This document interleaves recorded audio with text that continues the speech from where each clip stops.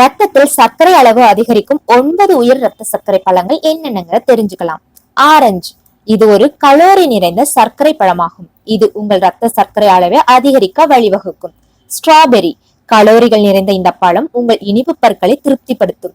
முடிந்தவரை அவற்றை தவிர்க்கவும். திராட்சை, அளவாக உட்கொள்ளும் போது மட்டுமே திராட்சை சத்தானதாக இருக்கும். இவை 14 கிராம் கார்போஹைட்ரேட்டுகளுடன் அதிக கலோரி கொண்ட பழங்கள். வாழைப்பழம், சர்க்கரை நிறைந்த இதில் கூடுதல் கார்போஹைட்ரேட்டுகள் உள்ளன. இது நீரிழிவு நோயின் குளுக்கோஸ் அளவை தொந்தரவு செய்யும். தர்பூசணி, தர்பூசணி சுமார் 80 உயர் ஐ கொண்டுள்ளது. எனவே இது நீரிழிவு நோயாளிக்கு உகந்ததல்ல. செர்ரி, நீங்கள் நீரிழிவு நோயாளியாக இருந்தால் நீங்கள் உட்கொள்ளும் செர்ரியின் அளவை கண்காணிக்கவும். மாதுளை, மாதுளை குறைந்த ஜிஐ பழமாக இருந்தாலும் இதில் அதிக ஜிஐ கார்போஹைட்ரேட் உள்ளதால் இது நீரிழிவு நோயாளிகளுக்கு தொந்தரவு தரக்கூடியது. மாம்பழம், சர்க்கரை அதிகம் கொண்ட இதில் நார்ச்சத்து குறைவாக உள்ளது. இது நீரிழிவு நோயாளிகளுக்கு மாம்பழத்தை மிக மோசமான பழமாக மாற்றப்படுகிறது.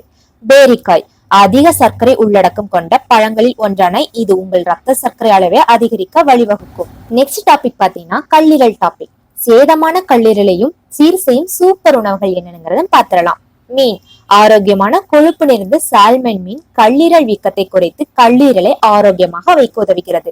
ஆலிவ் எண்ணெய், கல்லீரலில் உள்ள என்சைம்களை அதிகரித்து வீக்கத்தை குறைக்கும் ஆற்றல் ஆலிவ் எண்ணெய்க்கு உண்டு. காலிஃபிளவர், காலிஃபிளவரில் உள்ள குளுத்தோயான் கல்லீரலை சுறுசுறுப்பாக வைக்க உதவுகிறது. கல்லீரலில் சேரும் நச்சுக்களையும் வெளியேற்றுகிறது. வெங்காயம், வெங்காயத்தில் அமினோ அமிலங்கள் கல்லீரலில் உள்ள நச்சு நீக்குவதோடு கல்லீரல் செல்களில் கொழுப்பு சேர்வதை தடுக்கிறது. மஞ்சள், மஞ்சளில் ஆன்டி ஆக்சிடென்ட்கள் மற்றும் அலர்ஜி எதிர்ப்பு பண்புகள் கல்லீரலில் சேர்ந்திருக்கும் அதிகப்படியான கொழுப்பை வெளியேற்றும். கீரை, கீரையில் உள்ள இரும்பு சத்து, ஆன்டி ஆக்சிடென்ட்கள், விட்டமின்கள், தாதுக்கள் கல்லீரல் ஆரோக்கியத்தை மேம்படுத்துகிறது. என்ன ஃப்ரெண்ட்ஸ், இந்த டாபிக் உங்களுக்கு ரொம்பவே பிடிச்சிருந்ததுதான். கண்டிப்பா பிடிச்சிருக்கும்னு நினைக்கிறேன். இன்னொரு வீடியோவோட நாளைக்கு பார்க்கலாம். உங்களிடமிருந்து விடைபெறுவது உங்கள் ஹாசினி. டாடா, பபாய்.